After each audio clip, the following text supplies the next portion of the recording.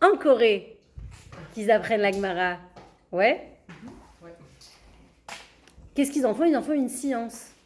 Nous, quand on étudie la Gemara parce que c'est la pensée, l'intelligence de Dieu qui est exprimée dans nos mots à nous. C'est exactement ce que les Grecs voulaient faire pendant l'histoire de Hanouka. Les Grecs, pendant Hanouka, ils ne voulaient pas tuer les Juifs. Ils n'avaient aucun intérêt à vouloir tuer les Juifs. Les Grecs, c'était des gens civilisés, ils avaient une culture... Ils étaient super civilisés, ils avaient une civilisation très très développée, ils avaient une culture très développée, ils étaient super organisés, ils étaient très intelligents, ils étaient attirés par tout ce qui était intelligent, beau, intéressant, et ils trouvaient le judaïsme super intelligent. Mais, qu'est-ce qu'ils disaient? Ils disaient, mais pourquoi vous faites des choses qui veulent rien dire? Par exemple, le Shabbat, ça veut absolument rien dire. Vous avez 7 jours dans la semaine pour être productif. Pourquoi vous ne les utilisez pas? Ça veut dire quoi? Faire un jour entier, on fait rien? C'est n'importe quoi. Non, c'est pour Hachem. Ça veut dire quoi pour Hachem? C'est qui Hachem? Donc non, on va faire les choses de manière rationnelle. On va faire les choses pour utiliser tout notre potentiel. C'est ça la bataille entre les Grecs et les Juifs. C'était pas une bataille comme la bataille de Pourim. Le miracle de Pourim, Aman, il voulait tuer tous les Juifs, exterminer les Juifs en un jour. Il n'y avait pas de 39-45. C'était une année, un jour, tout fini. Mais lui, il voulait tuer les Juifs, peu importe leur état, qu'ils soient assimilés ou pas assimilés. Il voulait les tuer tous, physiquement. Les Grecs, eux, ils voulaient le judaïsme, mais ils voulaient le judaïsme en tant que culture. Parce que c'était très intéressant, très beau, beaucoup de logique, beaucoup d'intelligence. C'était tout ce qui ça leur convenait. Le Beth Amikdash, le temple, il était très beau. Ça leur plaisait beaucoup, mais pourquoi faire tellement de sacrifices qu'à un seul Dieu? C'est dommage, il y en a d'autres aussi. Il faut maximiser. Tu comprends? Donc, ils voulaient rationaliser le judaïsme. Mais le judaïsme, il n'est pas rationnel. Il y a du rationnel dans le judaïsme, mais le judaïsme, il vient de Dieu. Si ça vient d'Hachem, il y a des choses qu'on comprend, des choses qu'on ne comprend pas. Et c'est pour ça que les choses qu'ils ont interdites, c'était des choses qui étaient contre leur logique. Par exemple, Brit Mila. Mais c'est quoi cette histoire de Brit Mila? Pourquoi on va mutiler un bébé quand il naît? Le corps, il est fait parfaitement. Donc, il n'y a pas besoin de faire aucun changement. Et toutes les choses qu'ils voulaient changer, c'était quoi la troisième chose? On dit, ce qu'ils voulaient changer, c'était 3 choses. Et les initiales de ces 3 choses, c'est le Chumash. Le Chumash, c'est les 5 livres de la Torah. Mais ils voulaient changer 3 choses. Chodesh, Rosh Chodesh, donc les fêtes, parce que les fêtes, elles n'avaient pas de logique pour eux. Mila et Shabbat.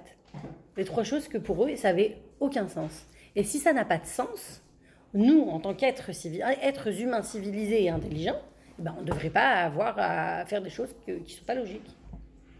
Et en Corée, c'est ça qu'ils font. Ils disent « Ah, la Torah, c'est très intéressant. Nous, la Gemara, on aime beaucoup. Très bien pour aiguiser l'esprit. On va l'utiliser. » Mais c'est pas ça, la Gemara.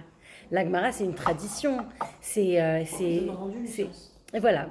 Donc, c'est toujours flatteur, en fait, pour nous. Quand on voit que les autres peuples, ils voient la valeur de notre étude et de notre peuple. Mais en fait, ils le déconnectent de leurs racines.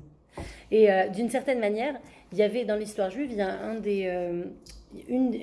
des événements qui ont été considérés comme une tragédie dans l'histoire juive, c'était la traduction de la Torah en grec, en latin. Il y a eu un empereur qui est venu en Israël qui a dit « Oui, mais nous, on ne prend pas la Torah parce qu'elle est écrite en hébreu. On veut l'avoir en latin pour pouvoir l'étudier. » Les rabbins, ils ont dit nous, non, pas trop. La dernière fois qu'on a expliqué la Torah à un empereur romain, il nous a dit que les frères de Yosef, ils lui ont pas dit ça, hein, mais la logique, pourquoi ils voulaient pas lui enseigner la Torah, c'est qu'il y avait un empereur romain qui était venu en Israël, et il s'intéressait beaucoup au judaïsme, et il voulait apprendre la Torah, et donc il a appris l'histoire de Yosef et ses frères, notre paracha. Il a dit, mais en fait, les frères de Yosef, ils l'ont kidnappé, et ils l'ont vendu un esclave, ils voulaient le tuer même. Donc en fait, ils doivent avoir une punition. Est-ce qu'ils ont déjà été punis, les frères de Yosef? Il regarde dans la Torah, il dit, mais vous pouvez me montrer un endroit où ils ont été punis, les frères de Yosef, pour ce qu'ils lui ont fait? Ok, il leur a pardonné, mais eux, ils ont fait leur mauvaise action. Il faut qu'ils soient punis. Je dis, moi, j'ai pas vu qu'ils ont été punis. Donc moi, qu'est-ce que je vais faire? C'est ça qu'il a dit l'empereur. Il a dit, moi, je vais choisir les 10 plus grands tzadikim de cette génération. Je vais punir. Et je vais les mettre à mort. Et il confondait tout, le mec. Donc c'est pour ça qu'ils ne voulaient pas traduire. Donc ils ont décidé, on n'enseigne pas la Torah aux non-juifs. Alors ce qui s'est passé, c'est quand même, ça va un petit peu plus loin. Le Kohen Gadol, il y avait encore le temple à cette époque-là. Le Kohen Gadol, il est parti dans le Beth Amikdash, dans le temple, et il a demandé à Hachem. Ils avaient le Kohen Gadol, je ne sais pas s'ils avaient ça dans le deuxième Beth Amikdash, donc c'est possible que non. Mais on dit qu'il est rentré dans le temple et il a demandé à Hachem. Mais est-ce qu'on doit obéir à l'empereur? On doit lui livrer les 10 personnes qui demandent, ou est-ce qu'on doit essayer de les cacher, Et Hachem, il a dit, non, c'est un décret que j'ai fait. Ces 10 personnes, elles doivent mourir. Et l'histoire de ces 10 tzadikim qui sont morts, on lit tous les ans à Yom Kippour. À Yom Kippour, quand on fait la deuxième prière, après il y a le Chazan qui lit une tonne de trucs, et c'est la plus longue partie de Yom Kippour. Ça s'appelle la Avoda. C'est le travail du grand prêtre dans le temple. Et dans les descriptions de tout ce que le grand prêtre faisait, on raconte l'histoire de ce grand prêtre qui a demandé à Hachem. Et on raconte comment ils sont tous morts. Et c'est une histoire très difficile. On raconte que Moshe, avant de mourir, Hachem, il lui a montré toute l'histoire juive. Tout ce qui allait se passer. Et ça, c'est dans la prière, là, ce que tu dis? Que Moshe, il a vu. Ouais. Que Moshe, il a vu, c'est pas dans la prière, c'est dans le Midrash. Et dans le Midrash, on raconte que Moshe, il a vu ça. Et une des personnes qui a été tuée, c'est Rabbi Akiva.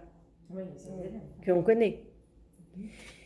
Et il a vu comment Rabbi Akiva, il se fait torturer par les Romains, et Moshe, il se tourne vers Hachem et il dit une phrase qui est très forte. Il dit Zo Torah vezo srara, ça c'est la Torah et ça c'est sa récompense. Toute la Torah que Rabbi Akiva il a enseignée, c'est ça la récompense qu'il reçoit pour sa Torah. Et Hachem, il a dit à Moshe, ne m'en parle même pas. Ne m'en parle pas, c'est un décret que j'ai fait. Donc ça veut dire qu'il a fait ce décret 1000 ans avant Hachem, ou bien plus même. Hachem, il avait décrété que ça allait arriver.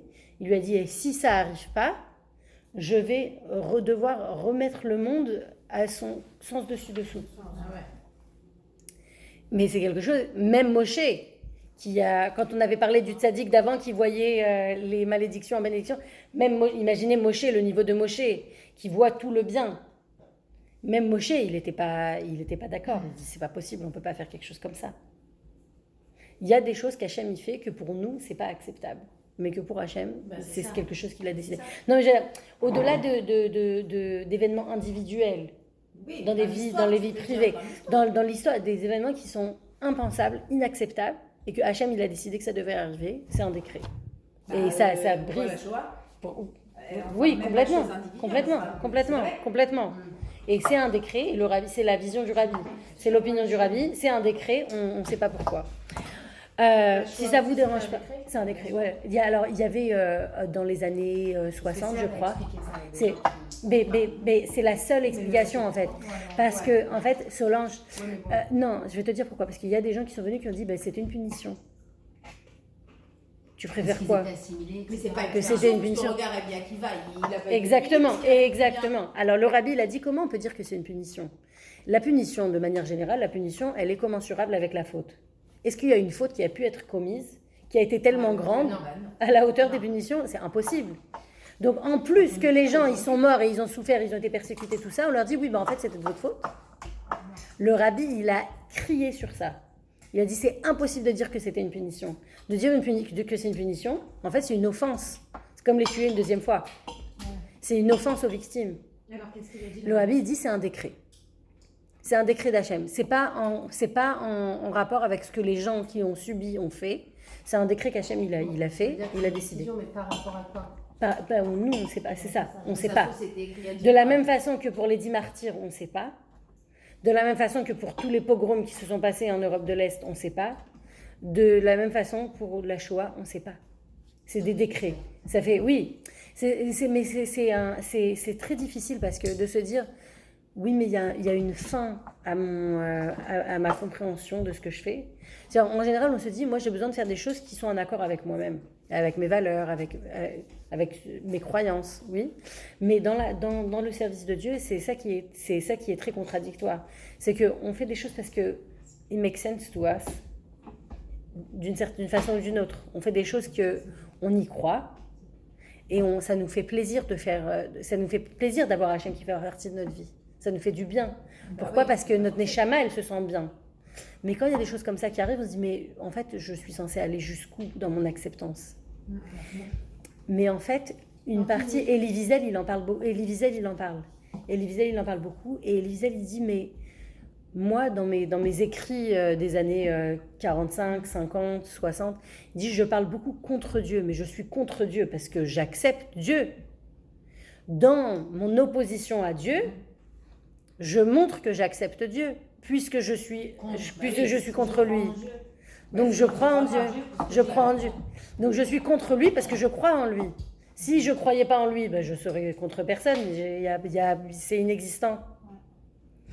Et c'est énorme. C'est énorme comme... Moi, je te fais une aparté, mais oui. parce que dans Esther, elle a dit, dans le Coran indique qu'ils ont été punis, les frères de Yosef, que justement, ils se demandaient, quand ils étaient jetés en prison, pourquoi eux, ils avaient cette malchance, en fait, que tous les gens qui allaient demander à manger, ils étaient bien reçus, ils étaient pas maltraités et tout, et que eux, c'est là où ils se sont dit, on a dû faire quelque chose de mal. Exact, c'est moi qui l'avais mentionné. Alors c'est toi, pardon. Excusez-moi. Mais c'est possible, non. Esther, mais Esther, elle a dû en parler aussi, puisque c'était la paracha. Donc c'est pareil. Ouais. C'était un décret. Oui, mais c'est pas une vraie punition. C'est comme si, imagine, ta fille, elle rentre de fac. T'as payé $40 000 l'année. Elle revient avec que des F. Tu lui dis, mais t'as fait quoi ? T'as fait quoi toute l'année ? J'ai payé un salaire entier pour ta scolarité. Et toi, tu aurais fait, désolée maman, j'étais... Écoute, il y avait trop de fêtes. C'est juste trop tentant. La vie sur le campus, c'est trop difficile. Et tu lui dis, tu sais quoi ? Je suis vraiment... Et tu t'assois avec elle pour une longue conversation. Et tu lui dis, je suis vraiment très déçue de toi. Non. Je m'attendais à mieux. Tu sais tous les efforts que je fais pour toi. Hein. Voilà. Tu as fait passer un sale quart d'heure. D'accord. Ça, c'est sa punition. Non, mais ça, c'est sa punition. J'ai compris ce que tu dis. Donc, c'est vrai. Yosef, il les a fait suer un peu. Mais c'est pas comparable avec ce qu'ils lui ont fait subir à lui. Il a été vendu comme esclave. Ouais. Au début de la paracha de notre semaine, on raconte comment, normalement, un esclave, il ne peut jamais sortir de sa condition d'esclave. C'est une fois que tu es tombé dans le statut d'esclave, tu ne peux jamais t'en sortir. Non, nous, on a dans l'idée, il y a des esclaves qui se font libérer. Dans notre idée, on se dit, c'est comme un employé qu'on licencie. Des esclaves, on peut les libérer peut-être. Non, dans la culture égyptienne, c'était impossible. Une fois qu'il est esclave, ça y est, c'est fini, sa vie elle est terminée. Donc imagine ce que ses frères lui ont fait. Ils l'ont envoyé en tant qu'esclave pour qu'il soit esclave jusqu'à la fin de sa vie. Que ça se soit bien terminé pour Yosef, c'est un miracle. Mais en fait, c'était pas du tout l'intention. Eux, ils étaient prêts à le mettre dans le puits. Et qu'est-ce qu'ils ont dit ? Ah, mais quel avantage on va tirer si on le tue ? Viens, on le vend.